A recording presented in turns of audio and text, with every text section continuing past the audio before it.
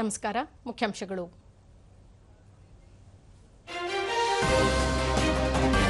ಕಳೆದ 10 ವರ್ಷಗಳಲ್ಲಿ ವಿವಿಧ ಕ್ಷೇತ್ರಗಳ ಅಭಿವೃದ್ಧಿಗೆ ಆದ್ಯತೆ. ಆತ್ಮನಿರ್ಭರ ಭಾರತವಾಗುವತ್ತ ದೇಶ ದಿಟ್ಟ ಹೆಜ್ಜೆ. ಪ್ರಧಾನಿ ನರೇಂದ್ರ ಮೋದಿ. ಶಾಂತಿ ಪಾಲನಾ ಕಾರ್ಯಾಚರಣೆಯಲ್ಲಿ ಹೆಚ್ಚಿನ ಮಹಿಳೆಯರ ಪಾಲ್ಗೊಳ್ಳುವಿಕೆ ಅವಶ್ಯ. ದೀರ್ಘಕಾಲದ ಶಾಂತಿ ಒಪ್ಪಂದ ಸಾಧಿಸುವಲ್ಲೂ ಸಹಕಾರಿ.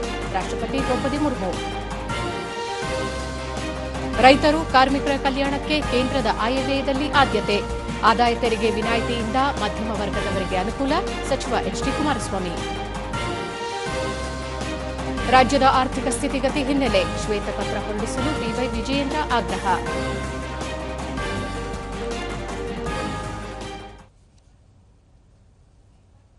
ವಾರ್ತೆಗಳ ವಿವರ. ಮಧ್ಯಪ್ರದೇಶದ ಭೋಪಾಲ್ನಲ್ಲಿಂದು ಆಯೋಜಿಸಿದ್ದ ಜಾಗತಿಕ ಹೂಡಿಕೆದಾರರ ಸಮಾವೇಶವನ್ನು ಪ್ರಧಾನಿ ನರೇಂದ್ರ ಮೋದಿ ಉದ್ಘಾಟಿಸಿದರು. ಈ ವೇಳೆ ಮುಖ್ಯಮಂತ್ರಿ ಮೋಹನ್ ಯಾದವ್, ಕೇಂದ್ರ ವಾರ್ತಾ ಮತ್ತು ಪ್ರಸಾರ ಹಾಗೂ ಸಂಸದೀಯ ವ್ಯವಹಾರಗಳ ರಾಜ್ಯ ಖಾತೆ ಸಚಿವ ಡಾ ಎಲ್ ಮುರುಗನ್, ಮಧ್ಯಪ್ರದೇಶ ಸರ್ಕಾರದ ಹಲವು ಸಚಿವರು, ಸುಮಾರು 60ಕ್ಕೂ ಹೆಚ್ಚು ದೇಶಗಳ ಉದ್ಯಮಿಗಳು ಹಾಗೂ ಹೂಡಿಕೆದಾರರು ಉಪಸ್ಥಿತರಿದ್ದರು.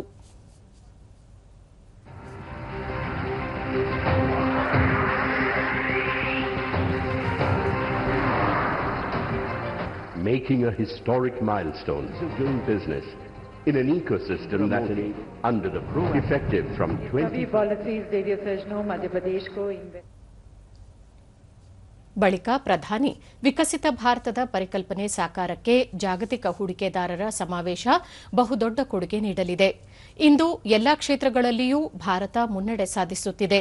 ಜಗತ್ತಿನ ಕಣ್ಣು ಭಾರತದ ಅಭಿವೃದ್ಧಿಯತ್ತ ನೆಟ್ಟಿದೆ. ಏರುಗತಿಯಲ್ಲಿ ಸಾಗುತ್ತಿರುವ ಅರ್ಥವ್ಯವಸ್ಥೆಗೆ ಹಲವು ದೇಶಗಳು ಮೆಚ್ಚುಗೆ ವ್ಯಕ್ತಪಡಿಸಿವೆ. ಜಗತ್ತಿನ ಭವಿಷ್ಯ ಭಾರತದ ಕೈಯಲ್ಲಿದೆ ಎಂದು ಈಗಾಗಲೇ ಹಲವು ಅರ್ಥಶಾಸ್ತ್ರಜ್ಞರು ಅಭಿಪ್ರಾಯಪಟ್ಟಿದ್ದಾರೆ ಎಂದರು. ವಿಕಸಿತ ಭಾರತದ ಪರಿಕಲ್ಪನೆಯನ್ನು ಸಾಕಾರಗೊಳಿಸಲು ಜವಳಿ, ಪ್ರವಾಸೋದ್ಯಮ ಮತ್ತು ತಂತ್ರಜ್ಞಾನ ಕ್ಷೇತ್ರಗಳ ಮೇಲೆ ದೊಡ್ಡ ಪ್ರಮಾಣದಲ್ಲಿ ಬಂಡವಾಳ ಹೂಡಿಕೆ ಮಾಡಲಾಗುತ್ತಿದೆ. ಈ ಕ್ಷೇತ್ರಗಳಿಂದಲೇ ಕೋಟ್ಯಾಂತರ ಉದ್ಯೋಗ ಸಹ ಸೃಷ್ಟಿಯಾಗುತ್ತಿದೆ ಎಂದು ತಿಳಿಸಿದರು. ಹತ್ತಿ ಮತ್ತು ರೇಷ್ಮೆ ಉತ್ಪಾದನೆಯಲ್ಲಿ ಭಾರತ ಜಗತ್ತಿನ 2ನೇ ಸ್ಥಾನದಲ್ಲಿದೆ. ಜವಳಿ ಉದ್ಯಮಕ್ಕೆ ಹೊಸ ದಿಕ್ಕು ನೀಡುವ ನಿಟ್ಟಿನಲ್ಲಿ ಆಗ್ರೋ ಟೆಕ್ಸ್ಟೈಲ್ಸ್, ಜಿಯೋ ಟೆಕ್ಸ್ಟೈಲ್ಸ್ ಮತ್ತು ಮೆಡಿಕಲ್ ಟೆಕ್ಸ್ಟೈಲ್ಗಳಿಗೆ ಒತ್ತು ನೀಡಲಾಗಿದೆ. ಇದಕ್ಕಾಗಿಯೇ ರಾಷ್ಟ್ರೀಯ ಕೃಷಿ ಮಿಷನ್ ಆರಂಭಿಸಲಾಗಿದೆ. ಒಟ್ಟು 7 ಕಡೆ ಜವಳಿ ಪಾರ್ಕ್ ಆರಂಭಿಸುವ ಕಾರ್ಯಕ್ಕೆ ಚಾಲನೆ ನೀಡಲಾಗಿದೆ ಎಂದು ಹೇಳಿದರು. ಪ್ರವಾಸೋದ್ಯಮ ಮತ್ತು ತಂತ್ರಜ್ಞಾನ ಕ್ಷೇತ್ರಗಳಲ್ಲಿ ಕಳೆದ 10 ವರ್ಷಗಳಲ್ಲಿ ಭಾರತ ಅಗಾಧ ಪ್ರಗತಿ ಸಾಧಿಸಿದೆ. ಈ ಕ್ಷೇತ್ರಗಳಿಗೆ ಹೊಸ ಆಯಾಮವನ್ನು ನೀಡಲಾಗುತ್ತಿದೆ. ಕೇಂದ್ರದಲ್ಲಿ 3ನೇ ಅವಧಿಯಲ್ಲಿ ಅಭಿವೃದ್ಧಿಯನ್ನು 3 ಪಟ್ಟು ಹೆಚ್ಚಿಸುವುದಾಗಿ ಇದೇ ವೇಳೆ ವಾಗ್ದಾನ ಮಾಡಿದರು. ದೇಶದ ಎಲ್ಲಾ ಕ್ಷೇತ್ರಗಳಲ್ಲಿ ಅಭಿವೃದ್ಧಿಯಾಗುತ್ತಿದೆ. ಹಸಿರು ಶಕ್ತಿ ಕಲ್ಪನೆ ಸಾಕಾರಕ್ಕೆ ಒತ್ತು ನೀಡಲಾಗುತ್ತಿದೆ. ನವೀಕರಿಸಬಹುದಾದ ಇಂಧನಕ್ಕಾಗಿ ಹೆಚ್ಚಿನ ಹಣ ಮೀಸಲಿಡಲಾಗಿದೆ. ಈ ಕ್ಷೇತ್ರದಲ್ಲಿ 10 ಲಕ್ಷಕ್ಕೂ ಅಧಿಕ ಉದ್ಯೋಗ ಸೃಷ್ಟಿಯಾಗಿದೆ. ಭಾರತವನ್ನು ಆತ್ಮನಿರ್ಭರ ಮಾಡುವತ್ತ ದಿಟ್ಟ ಹೆಜ್ಜೆ ಇರಿಸಲಾಗಿದೆ. ಕಳೆದ 10 ವರ್ಷಗಳಲ್ಲಿ ವಿವಿಧ ಕ್ಷೇತ್ರಗಳಲ್ಲಿ ಭಾರತ ಆತ್ಮನಿರ್ಭರತೆ ಸಾಧಿಸಿದೆ ಎಂದರು. भारत ट्रेडिशनल टेक्सटाइल के अलावा नए एवेन्यूज भी खोज रहा है.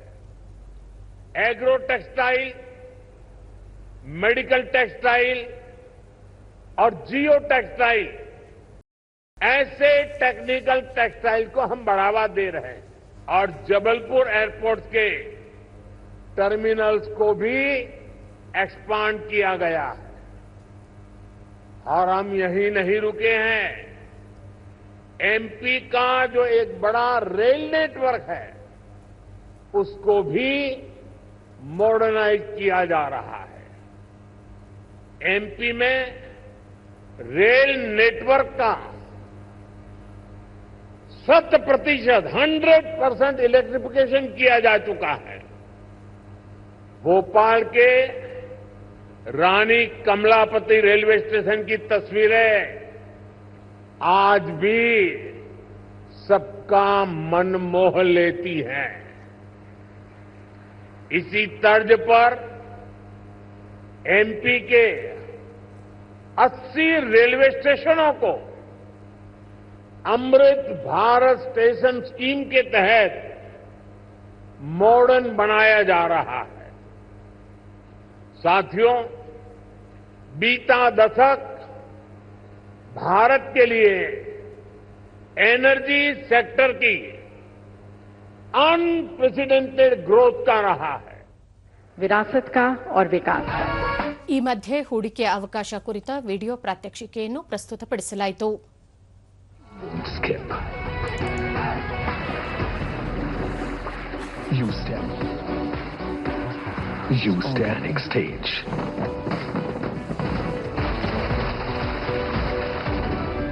Ask the visionaries under Prime Minister Narendra Modi's visionary leadership. अजब भी है, गजब भी. ಪ್ರಧಾನಮಂತ್ರಿ ಕಿಸಾನ್ ಯೋಜನೆಗೆ 6 ವರ್ಷಗಳ ಸಂಭ್ರಮ. ಈ ಸಂಬಂಧ ಹರ್ಷ ವ್ಯಕ್ತಪಡಿಸಿರುವ ಪ್ರಧಾನಿ ನರೇಂದ್ರ ಮೋದಿ, ದೇಶದ ಬೆನ್ನೆಲುಬಾಗಿರುವ ಅನ್ನದಾತರ ಬಗ್ಗೆ ನಮಗೆ ಹೆಮ್ಮೆ ಎನಿಸುತ್ತಿದೆ.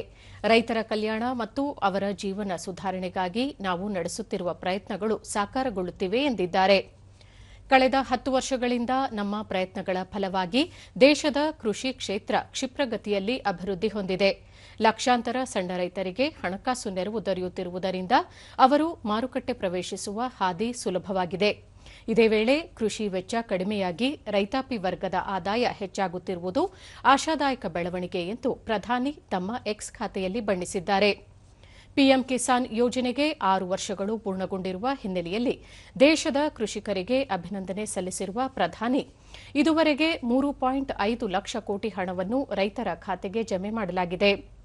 ಇದು ನಾವು ರೈತರಿಗೆ ನೀಡುತ್ತಿರುವ ಗೌರವ ಮತ್ತು ಬೆಂಬಲವಾಗಿದೆ ಎಂದು ತಿಳಿಸಿದ್ದಾರೆ. ಈ ಮಧ್ಯೆ ಇಂದು ಬಿಹಾರದ ಭಗಲ್ಪುರದಲ್ಲಿ ಪಿಎಂ ಕಿಸಾನ್ ಯೋಜನೆಯ 19ನೇ ಕಂತನ್ನು ಪ್ರಧಾನಿ ಬಿಡುಗಡೆ ಮಾಡಿದ್ದು, ಇದರಿಂದ 22,000 ಕೋಟಿ ರೂಪಾಯಿಗೂ ಅಧಿಕ ಮೌಲ್ಯದ ನೇರ ವರ್ಗಾವಣೆಯ ಮೂಲಕ 9.8 ಕೋಟಿಗೂ ಅಧಿಕ ರೈತರು ಇದರ ಪ್ರಯೋಜನ ಪಡೆಯಲಿದ್ದಾರೆ.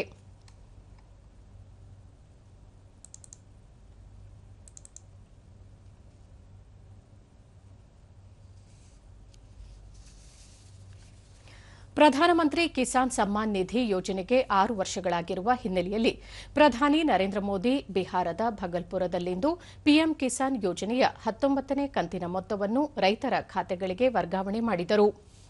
ದೇಶದ 9.8 ಕೋಟಿ ರೈತರಿಗೆ 22,000 ಕೋಟಿ ರೂಪಾಯಿಗೂ ಅಧಿಕ ಮೌಲ್ಯದ ಮೊತ್ತವನ್ನು ರೈತರ ಖಾತೆಗಳಿಗೆ ನೇರ ನಗದು ವರ್ಗಾವಣೆ ಮಾಡಿದರು. ಈ ವೇಳೆ ಪ್ರಧಾನಿ ಹೈನು ಘಟಕ ರೈತ ಉತ್ಪಾದಕ ಸಂಘಟನೆ ಉದ್ಘಾಟಿಸಿದರು. ಇದೇ ಸಂದರ್ಭದಲ್ಲಿ ರಾಜ್ಯಪಾಲ ಆರಿಫ್ ಮೊಹಮ್ಮದ್ ಖಾನ್, ಬಿಹಾರ ಮುಖ್ಯಮಂತ್ರಿ ನಿತೀಶ್ ಕುಮಾರ್, ಕೇಂದ್ರ ಕೃಷಿ ಸಚಿವ ಶಿವರಾಜ್ ಸಿಂಗ್ ಚೌಹಾಣ್, ಸೂಕ್ಷ್ಮ ಸಣ್ಣ ಮತ್ತು ಮಧ್ಯಮ ಕೈಗಾರಿಕೆ ಸಚಿವ ಜಿತನ್ ರಾಮ್ ಮಾಂಝಿ, ಜವಳಿ ಖಾತೆ ಸಚಿವ ಗಿರಿರಾಜ್ ಸಿಂಗ್, ಕೇಂದ್ರ ಆಹಾರ ಸಂಸ್ಕರಣಾ ಮತ್ತು ಉದ್ಯಮ ಖಾತೆ ಸಚಿವ ಚಿರಾಗ್ ಪಾಸ್ವಾನ್ ಸೇರಿದಂತೆ ಮತ್ತಿತರರು ಉಪಸ್ಥಿತರಿದ್ದರು.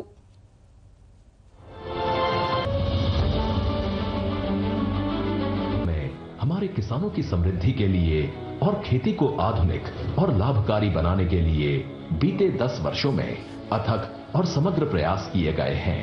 संजय झा जी, माननीय श्री मंगल पांडे जी जाने वाली बिंदी से उत्पन्न हुई हैं। मैं सम्राट चौधरी, माननीय उप मुख्यमंत्री महोदय श्री विजय कुमार. ಬಳಿಕ ಪ್ರಧಾನಿ ವಿಕಸಿತ ಭಾರತದ ಗುರಿ ಸಾಕಾರಗೊಳಿಸುವಲ್ಲಿ ಕೃಷಿಕರು, ಯುವಕರು ಮತ್ತು ನಾರಿ ಶಕ್ತಿಯ ಪ್ರಭಾವ ಹೆಚ್ಚಾಗಿದೆ. ಕೃಷಿಕರು ದೇಶದ ಬೆನ್ನೆಲುಬು. ಕೋವಿಡ್ನಂತಹ ಕಠಿಣ ಪರಿಸ್ಥಿತಿಯಲ್ಲಿಯೂ ಕೃಷಿಕರು ತಮ್ಮ ಕರ್ತವ್ಯದಿಂದ ಹಿಂದಕ್ಕೆ ಸರಿಯದೆ ದೇಶದ ಅಭಿವೃದ್ಧಿಗಾಗಿ ಶ್ರಮಿಸಿದ್ದಾರೆ. ಯಾವುದೇ ವಿಷಮ ಸ್ಥಿತಿಯಲ್ಲಿಯೂ ಜನರ ಕೈಬಿಡದ ಕೃಷಿಕರ ಹಿತದೃಷ್ಟಿಯಿಂದ ಕೇಂದ್ರ ಸರ್ಕಾರ ಈಗಾಗಲೇ ಹಲವಾರು ಯೋಜನೆಗಳನ್ನು ಜಾರಿಗೊಳಿಸಿದೆ ಎಂದರು. ಹಿಂದಿನ ಸರ್ಕಾರಗಳು ಭ್ರಷ್ಟಾಚಾರದಲ್ಲಿ ಮುಳುಗಿದ್ದ ಹಿನ್ನೆಲೆಯಲ್ಲಿ ಕೃಷಿಕರನ್ನು ಕಡೆಗಣಿಸಲಾಗಿತ್ತು. ಅವರಿಗೆ ಸಿಗಬೇಕಿದ್ದ ಸೌಲಭ್ಯಗಳಿಂದ ವಂಚಿಸಲಾಗಿತ್ತು. ಆದರೆ ಎನ್ಡಿಎ ನೇತೃತ್ವದ ಸರ್ಕಾರ ಕೃಷಿ ಕ್ಷೇತ್ರವನ್ನು ಆಧುನೀಕರಣಗೊಳಿಸಿದೆ. ಹಲವಾರು ಕಾರ್ಯಯೋಜನೆಗಳನ್ನು ರೂಪಿಸುವ ಮೂಲಕ ಇಂದು ಕೃಷಿ ಕ್ಷೇತ್ರದಲ್ಲಿ ಅಗಾಧ ಪ್ರಗತಿಯಾಗಿದೆ ಎಂದರು. किसानों की आय बढ़ाने के लिए अलग अलग स्तर पर काम कर रही है. भारत में उत्पादन बढ़े, दलहन और तिलहन में हम आत्मनिर्भर हो, यहां ज्यादा से ज्यादा फूड प्रोसेसिंग उद्योग लगे और हमारे किसानों के उत्पाद दुनिया भर तक पहुंचे. इसके लिए सरकार एक के बाद एक नए कदम उठा रही है. मेरा तो सपना है कि दुनिया की हर रसोई में भारत के किसान का उगाया कोई न कोई उत्पाद होना ही चाहिए। इस वर्ष के बजट ने भी इसी विजन को आगे बढ़ाया है। बजट में एक बहुत ही बड़ी पीएम धन धान्य योजना की घोषणा की गई है। ಕೇಂದ್ರ ಸರ್ಕಾರದ ಮಹತ್ವಾಕಾಂಕ್ಷಿ ಯೋಜನೆಯಾದ ಪಿಎಂ ಕಿಸಾನ್ ಸಮ್ಮಾನ್ ನಿಧಿಯ 19ನೇ ಕಂತಿನ ಹಣ ಇಂದು ಬಿಡುಗಡೆಯಾಗಿದೆ. ವಾರ್ಷಿಕ 3 ಬಾರಿ ತಲಾ 2,000 ರೂಪಾಯಿ ನೆರವು ನೀಡುವ ಕೇಂದ್ರ ಸರ್ಕಾರದ ಯೋಜನೆ ಇದಾಗಿದೆ. ಬಳ್ಳಾರಿ ಜಿಲ್ಲೆಯ ರೈತರ ಬ್ಯಾಂಕ್ ಖಾತೆಗೆ ಕಿಸಾನ್ ಸಮ್ಮಾನ್ ಹಣ ಜಮೆಯಾಗಿದ್ದು ಕೃಷಿ ಕೆಲಸಗಳಿಗೆ ಬಳಸಿಕೊಳ್ಳಲು ನೆರವಾಗಿದೆ ಎಂದು ರೈತರು ಅಭಿಪ್ರಾಯ ವ್ಯಕ್ತಪಡಿಸಿದ್ದಾರೆ.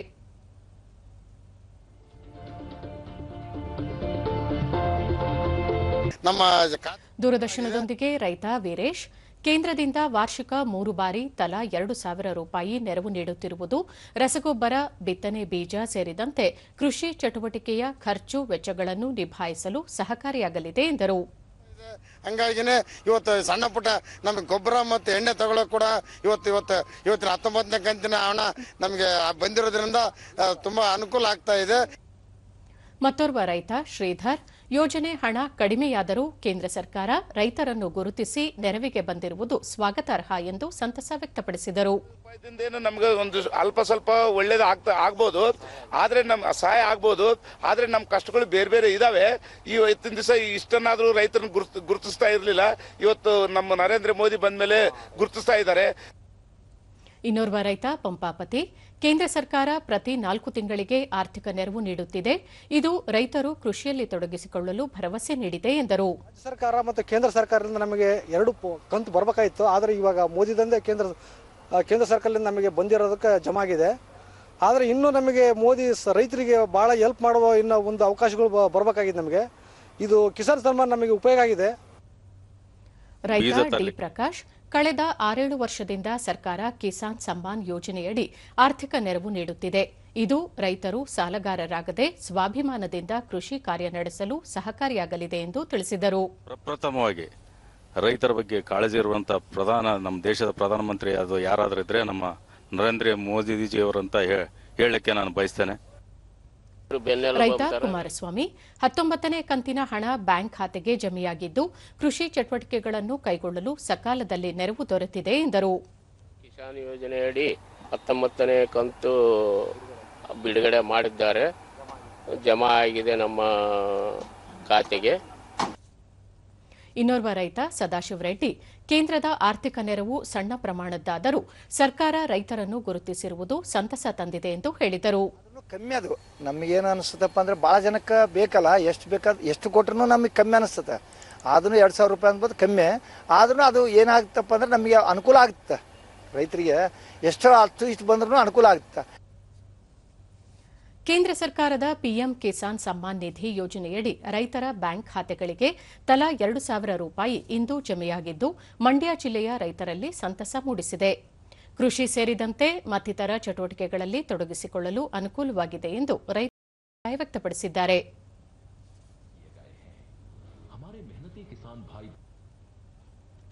ದೂರದರ್ಶನದೊಂದಿಗೆ ಮಂಡ್ಯ ತಾಲೂಕಿನ ರೈತ ಸೋಮಶಂಕರೇಗೌಡ, ಕೇಂದ್ರದ ನೆರವು ಬರದ ಸಂಕಟದಿಂದ ರೈತರನ್ನು ಕಾಪಾಡಿದೆ ಎಂದರು. ಅನುಕೂಲ ಆಗ್ತಾ ಇದೆ. ಬರದಲ್ಲಿ ಬೆಂದವರಿಗೆ ನಮಗೆ ಬಹಳ ಅನುಕೂಲ ಆಗಿ ನಮ್ಮ ಬಿತ್ತನೆ ಬೀಜ ಆಗ್ಬೋದು, ನಮ್ಮ ಮಕ್ಕಳ ವಿದ್ಯಾಭ್ಯಾಸಕ್ಕಾಗ್ಬೋದು, ಆ ಒಂದು ಆಪತ್ಕಾಲದಲ್ಲಿ ಬಂದಂಥ ಹಣ ಬಹಳ ಅನುಕೂಲ ಆಗ್ತಾ ಇದೆ. ಇನ್ನೋರ್ವ ರೈತ ಲಿಂಗೇಗೌಡ, ಕೃಷಿ ಚಟುವಟಿಕೆ ಸೇರಿದಂತೆ ಇನ್ನಿತರೆ ಚಟುವಟಿಕೆಗಳಿಗೆ ಹಣವನ್ನು ಬಳಸಿಕೊಳ್ಳಲು ನೆರವಾಗಿದೆ ಎಂದು ಹೇಳಿದರು. ಮಾತ್ರೆಗೆ ಅಲ್ಲಿ ಯಾವುದೇ ಏನಕ್ಕೆ ಯಾವುದ್ರ ಉಪಯೋಗ ಬರ್ತಾಯಿದೆ, ಅದರಿಂದ ನಮಗೆ ಒಳ್ಳೆಯದಾಗಿದೆ. ನನ್ನ ಹೆಸರು ಲಿಂಗೇಗೌಡ, ನಮಸ್ಕಾರ. ಇವತ್ತು ಬಂದಿದೆ 2,000 ಕಾವೇರಿ ಬ್ಯಾಂಕು, ಗ್ರಾಮೀಣ ಬ್ಯಾಂಕ್. ನಾಗಮಂಗಲದ ರೈತ ಸಂತೋಷ್ ತಿಮ್ಮೇಗೌಡ, ಕೇಂದ್ರದ ನೆರವಿನಿಂದ ರೈತರು ವಿವಿಧ ಕೃಷಿ ಉಪಕರಣಗಳನ್ನು ಖರೀದಿಸಲು ಅನುಕೂಲವಾಗಿದೆ ಎಂದರು.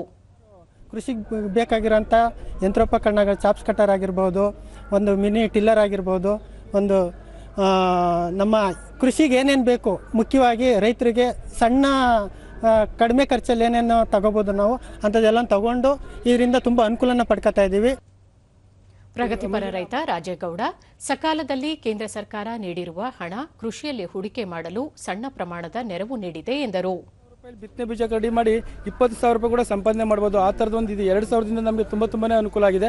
ನಮ್ಮ ಮಕ್ಕಳುಗಳಿಗೆ ಫೀಸ್ ಆಗಿರ್ಬೋದು, ಸ್ವಲ್ಪ ಮಟ್ಟದ ಕೃಷಿ ಚಿಕ್ಕದ ಅಂತ ವಸ್ತುಗಳನ್ನ ತಗೊಳ್ಳೋದೇ ಆಗಿರ್ಬೋದು, ಕೃಷಿ ಸಂಬಂಧಪಟ್ಟಂಥವನ್ನ ಇವನ್ನೆಲ್ಲ ತಗೊಂಡು ನಾವು ಇದರಿಂದ ಇದು ಮಾಡ್ತಿದ್ವಿ. ಈಗ ಜಾಹೀರಾತು, ನಂತರ ವಾರ್ತಾ ಪ್ರಸಾರ ಮುಂದುವರಿಯುವುದು.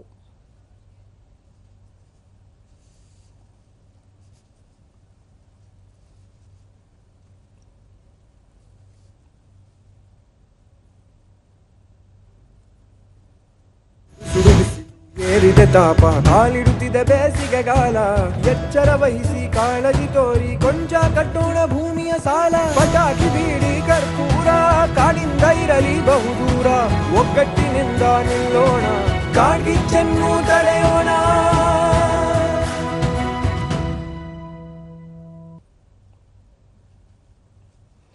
ರಕ್ಷಣಾ ಸಚಿವಾಲಯ ಮತ್ತು ವಿಶ್ವಸಂಸ್ಥೆಯ ಶಾಂತಿಪಾಲನಾ ಕೇಂದ್ರದ ಸಹಯೋಗದೊಂದಿಗೆ ವಿದೇಶಾಂಗ ಸಚಿವಾಲಯ ದೆಹಲಿಯಲ್ಲಿಂದು ಆಯೋಜಿಸಿರುವ 2 ದಿನಗಳ ಮಹಿಳಾ ಶಾಂತಿಪಾಲನಾ ಸಮ್ಮೇಳನದಲ್ಲಿ ರಾಷ್ಟ್ರಪತಿ ದ್ರೌಪದಿ ಮುರ್ಮು ಪಾಲ್ಗೊಂಡಿದ್ದರು.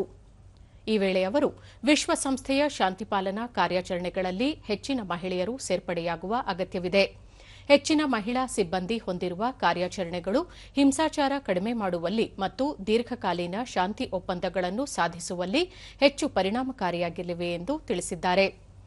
ಭಾರತೀಯ ಮಹಿಳಾ ಶಾಂತಿಪಾಲನಾ ಪಡೆ ತಮ್ಮ ಕರ್ತವ್ಯದ ಕರೆಯಲ್ಲಿ ಮುಂಚೂಣಿಯಲ್ಲಿದೆ ಎಂದು ಶ್ಲಾಘಿಸಿದ ಅವರು 1960ರ ದಶಕದಿಂದಲೂ ಭಾರತೀಯ ಮಹಿಳಾ ಶಾಂತಿಪಾಲನಾ ಪಡೆಯವರು ವೃತ್ತಿಪರತೆ ಮತ್ತು ನಡವಳಿಕೆಯ ಅತ್ಯುನ್ನತ ಸಂಪ್ರದಾಯ ಪ್ರದರ್ಶಿಸುತ್ತಿದ್ದಾರೆ ಎಂದರು.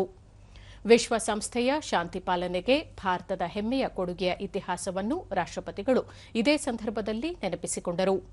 2,90,000ಕ್ಕೂ ಹೆಚ್ಚು ಭಾರತೀಯ ಶಾಂತಿಪಾಲನಾ ಸೈನಿಕರು 50ಕ್ಕೂ ಹೆಚ್ಚು ವಿಶ್ವಸಂಸ್ಥೆಯ ಶಾಂತಿಪಾಲನಾ ಕಾರ್ಯಾಚರಣೆಗಳಲ್ಲಿ ಸೇವೆ ಸಲ್ಲಿಸುತ್ತಿದ್ದಾರೆ. ಇಂದು ಅಂತಾರಾಷ್ಟೀಯ ಶಾಂತಿ ಮತ್ತು ಭದ್ರತೆಗಾಗಿ 9 ಸಕ್ರಿಯ ಕಾರ್ಯಾಚರಣೆಗಳಲ್ಲಿ 5,000ಕ್ಕೂ ಹೆಚ್ಚು ಭಾರತೀಯ ಶಾಂತಿಪಾಲನಾ ಪಡೆಯಲಿದ್ದಾರೆ. ಆಗಾಗ್ಗೆ ಪ್ರತಿಕೂಲ ಪರಿಸ್ಥಿತಿಗಳಲ್ಲಿ ಇವರ ಕೊಡುಗೆ ಅಪಾರ ಎಂದು ಹೇಳಿದರು.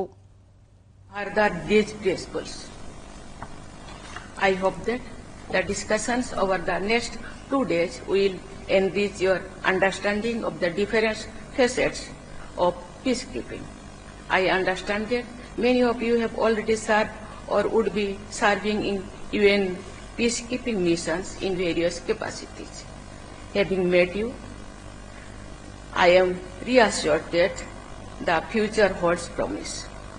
I extend my best wishes to you all. Thank you. Jai Hind.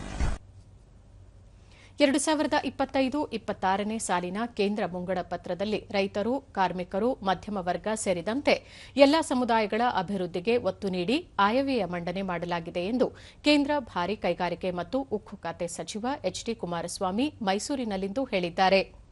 2047ರ ವೇಳೆಗೆ ವಿಕಸಿತ ಭಾರತದ ಗುರಿ ಈಡೇರಿಕೆಗೆ ಹಾಗೂ 2032ರ ವೇಳೆಗೆ ದೇಶದಲ್ಲಿ ಹಲವು ಮಹತ್ವದ ಬೆಳವಣಿಗೆಗಳನ್ನು ತರುವ ನಿಟ್ಟಿನಲ್ಲಿ ಪ್ರಧಾನಿ ನರೇಂದ್ರ ಮೋದಿ ಅವರ ಮಾರ್ಗದರ್ಶನದಲ್ಲಿ ಹಣಕಾಸು ಸಚಿವೆ ನಿರ್ಮಲಾ ಸೀತಾರಾಮನ್ ಮುಂಗಡ ಪತ್ರವನ್ನು ಮಂಡಿಸಿದ್ದು, ಆತ್ಮನಿರ್ಭರ ಭಾರತಕ್ಕೆ ಹೆಚ್ಚಿನ ಆದ್ಯತೆ ನೀಡಲಾಗಿದೆ ಎಂದು ಹೇಳಿದರು.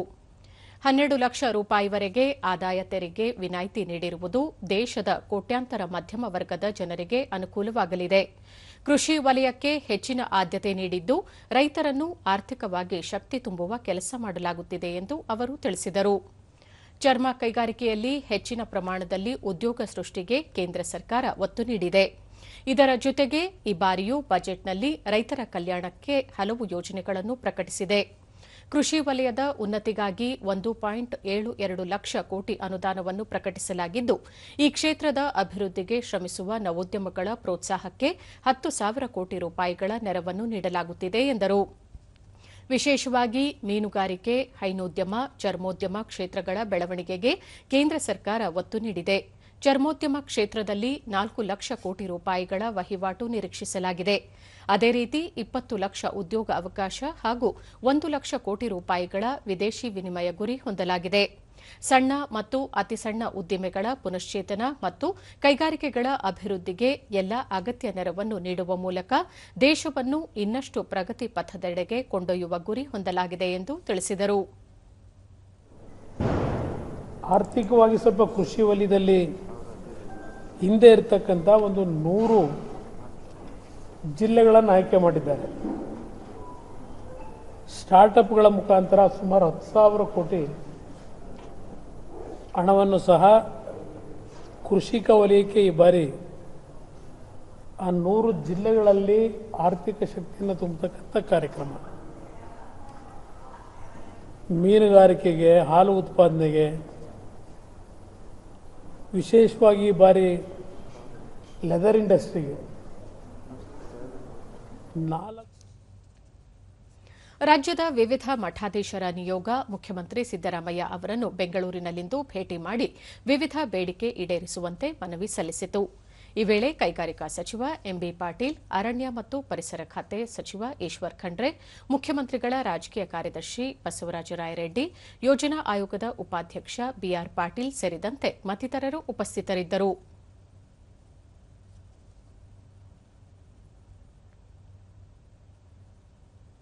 ಈ ವೇಳೆ ಮುಖ್ಯಮಂತ್ರಿ ಸಿದ್ದರಾಮಯ್ಯ ಬಸವತತ್ವ, ವಚನ ಸಂಸ್ಕೃತಿ, ಶರಣರ ಹೋರಾಟದ ಬಗ್ಗೆ ರಾಜ್ಯ ಸರ್ಕಾರಕ್ಕೆ ಪೂರ್ಣ ಬದ್ಧತೆ ಇದೆ.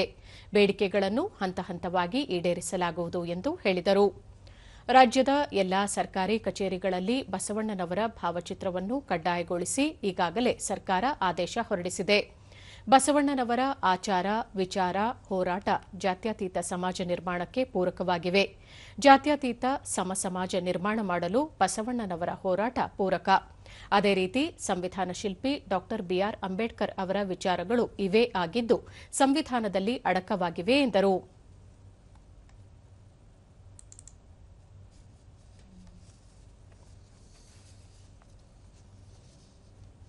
ರಾಜ್ಯದ ಹಣಕಾಸು ಸ್ಥಿತಿಗತಿಯ ಕುರಿತು ಶ್ವೇತಪತ್ರ ಹೊರಡಿಸುವಂತೆ ಬಿಜೆಪಿ ರಾಜ್ಯಾಧ್ಯಕ್ಷ ಬಿವೈ ವಿಜಯೇಂದ್ರ ಮುಖ್ಯಮಂತ್ರಿ ಸಿದ್ದರಾಮಯ್ಯ ಅವರನ್ನು ಒತ್ತಾಯಿಸಿದ್ದಾರೆ.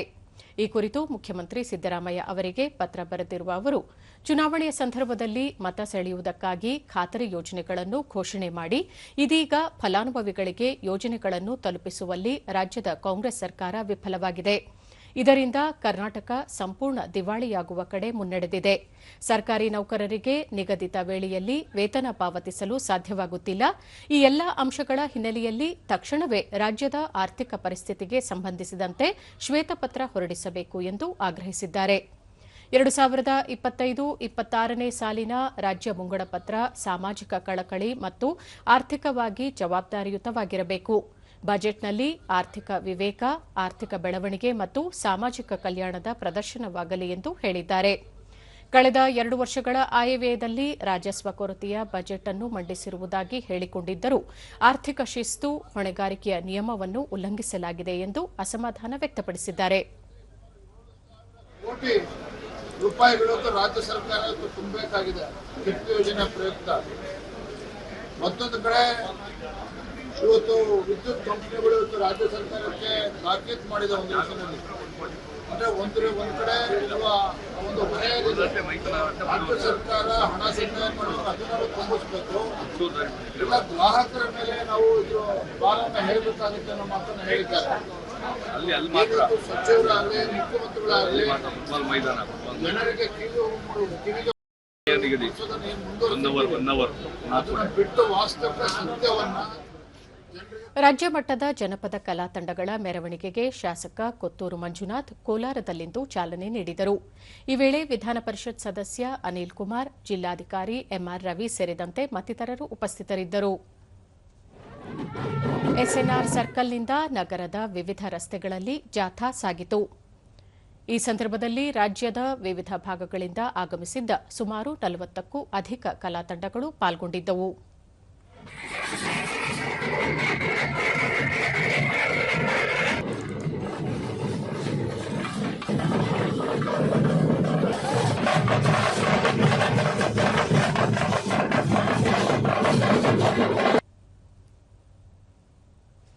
ಎರಡು 2025ರ ಆರ್ಥಿಕ ಸಾಕ್ಷರತಾ ಸಪ್ತಾಹವನ್ನು ಅರುಣಾಚಲ ಪ್ರದೇಶದ ಇಟಾನಗರದಲ್ಲಿಂದು ಭಾರತೀಯ ರಿಸರ್ವ್ ಬ್ಯಾಂಕ್ನ ವ್ಯವಸ್ಥಾಪಕ ನಿರ್ದೇಶಕ ಅಭಿಷೇಕ್ ಮಜುಮ್ದಾರ್ ಉದ್ಘಾಟಿಸಿದರು. ಜನರಲ್ಲಿ ಆರ್ಥಿಕ ಜಾಗೃತಿ ಉತ್ತೇಜಿಸುವ ಗುರಿ ಹೊಂದಿರುವ ವಾರ್ಷಿಕ ಕಾರ್ಯಕ್ರಮ ಇದಾಗಿದೆ. ಇಂದಿನಿಂದ ಇದೇ 28ರವರೆಗೆ ಹಣಕಾಸು ಸಾಕ್ಷರತೆ ಮಹಿಳೆಯರ ಸಮೃದ್ಧಿ ಎಂಬ ವಿಷಯದಡಿ ಈ ಅಭಿಯಾನ ನಡೆಯಲಿದೆ. ಮಹಿಳೆಯರನ್ನು ಆರ್ಥಿಕವಾಗಿ ಮತ್ತು ಸಾಮಾಜಿಕವಾಗಿ ಸಬಲೀಕರಣಗೊಳಿಸುವ ಉದ್ದೇಶವನ್ನು ಇದು ಹೊಂದಿದೆ.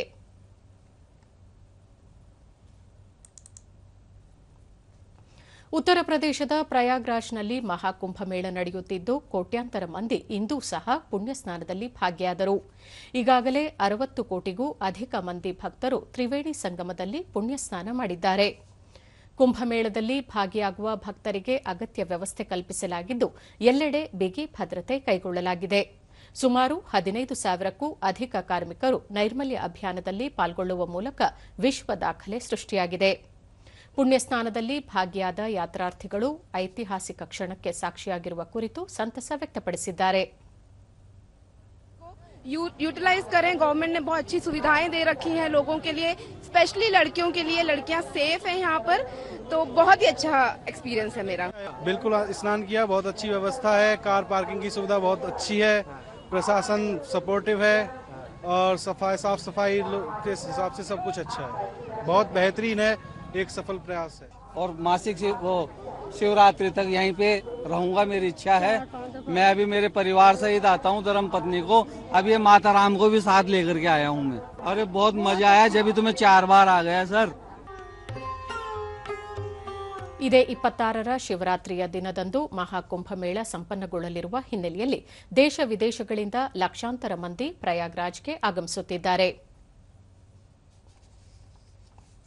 ಕೊನೆಯಲ್ಲಿ ಮತ್ತೊಮ್ಮೆ ಮುಖ್ಯಾಂಶಗಳು.